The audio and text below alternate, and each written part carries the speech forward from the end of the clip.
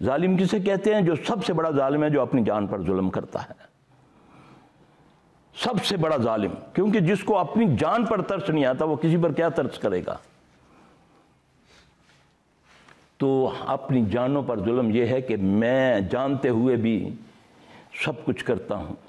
اعوذ باللہ من الشیطان الرجیم، بسم اللہ الرحمن الرحیم۔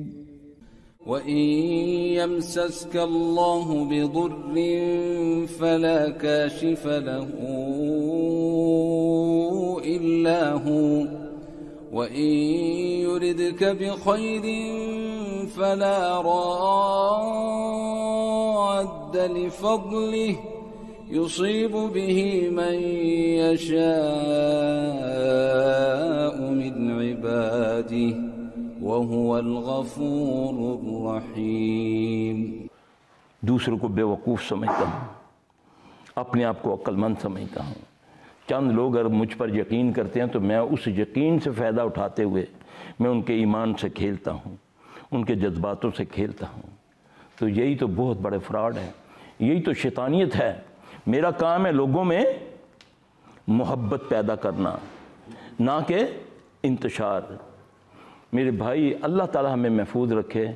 اللہ نے شیطان کو طاقت دی، اور اس سے بچنے کا طریقہ بھی اللہ نے اپنے پیارے محمد صلی اللہ علیہ وسلم کو سارے اس طریقے بتا دیے کہ کہاں سے یہ گھات لگاتا ہے، کیونکہ یہ کہتا ہے میں آگے سے آؤں گا، پیچھے سے آؤں گا، اوپر سے آؤں گا، نیچے سے آؤں گا، دائیں سے آؤں گا، بائیں کیسے آؤں گا، لیکن اللہ نے فرمایا نہیں، میرے بندوں پر تیرا زور نہیں چلے گا۔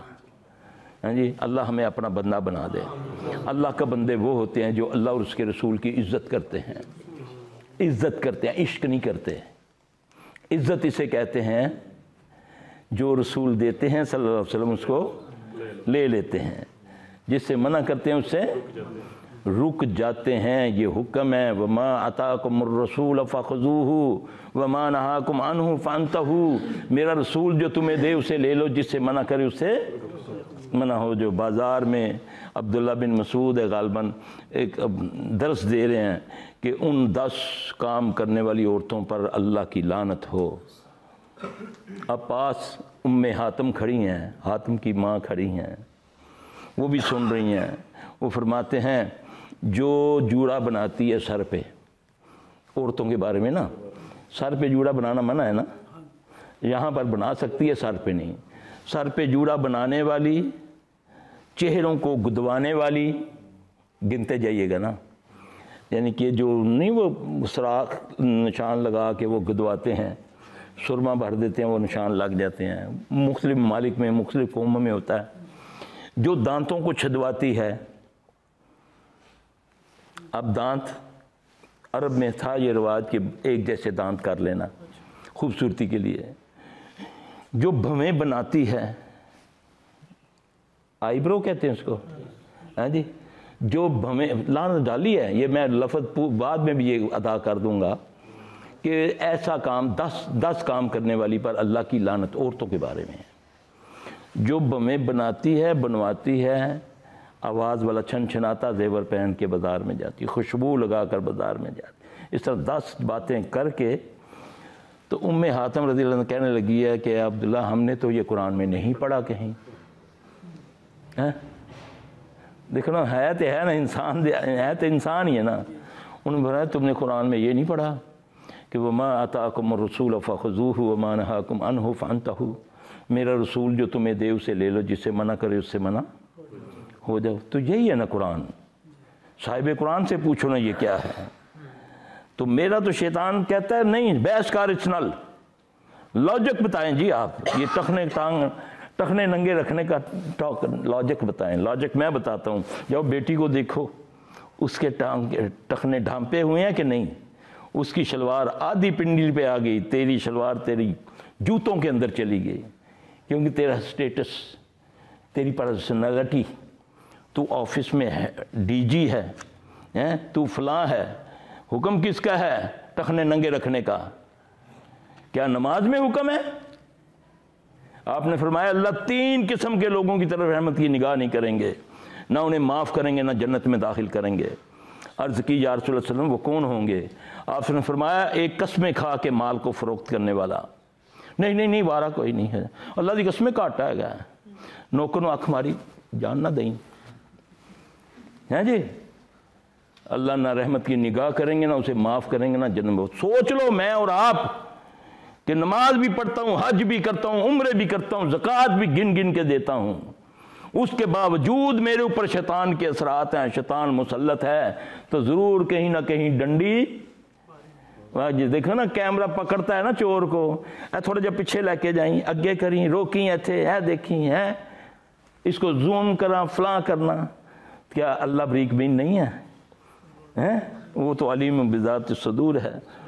وہ تو جب پیدا کرنے تیرے آدم کو بھی پیدا کرنے سے پہلے کے آج کی جو بات میں نے کرنی اس نے تو لوح محفوظ میں لکھ رکھی ہے, میری سانسیں بھی اس نے لکھ رکھی ہیں, میرا وہ دانہ پانی بھی اس کو پتہ ہے کہ یہ کتنا کھائے گا کتنا پیے گا.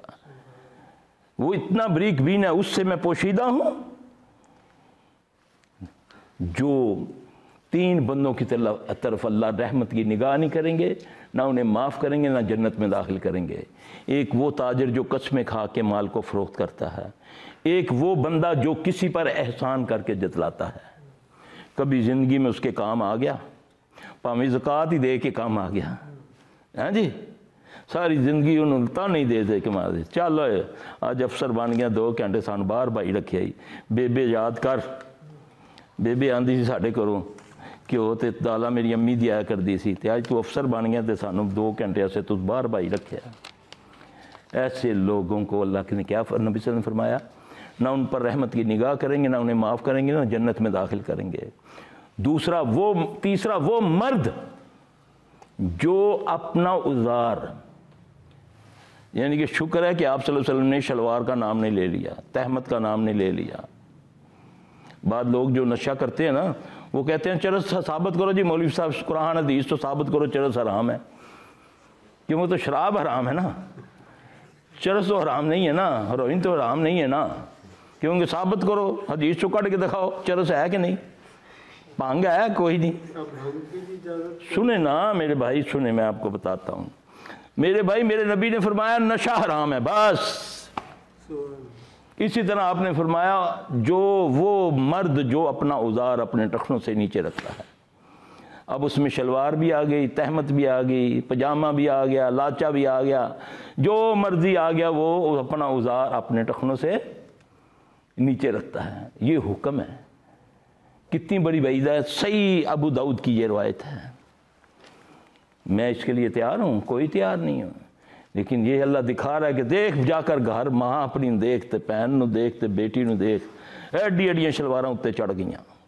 اب تو وہ بھی گئی, اب تو پجامے تنگ آ گئے, اب تو جین کی پینٹیں آ گئی. لباس دیکھو, اپنا لباس گرمیوں میں بھی بٹن بند کرتے ہیں, ہاں جی, وہ گرمیوں میں بھی اس کو وہ لباس خرید کے دیتے ہو جو ذرا سی روشنی میں جائے تو سارا جسم اس کا اندر سے نظر آتا ہے. اگر بارش میں جاتی ہو, ابل تو برقعے دی توفیق ہی نہیں ہے, بارش پہ ہی نہیں تو سارا کچھ نظر آنا شروع ہو گیا. یہ ہے ہمارا حال. تو پھر کہ ہم پر زور نہیں ہے. ابھی ایک بھائی اللہ ان کو شفا دے, وہ بیچارے باہر سے چلا نہیں جا رہا تھا, ان کو میں یہی سمجھا رہا تھا. وہ کہتا ہے کدے کچھ نہیں کی, کدے کوئی گناہ, میں کہ اللہ کو معافی مانگ, اللہ کو معافی مانگ. پاک ذات صرف اللہ, اللہ پاک ہے, باقی کوئی یہ نہیں کہہ سکتا. عمل کرتے ہو تو تمہیں توفیق مانگو اللہ سے کہ اللہ اس کو قبول کر لے.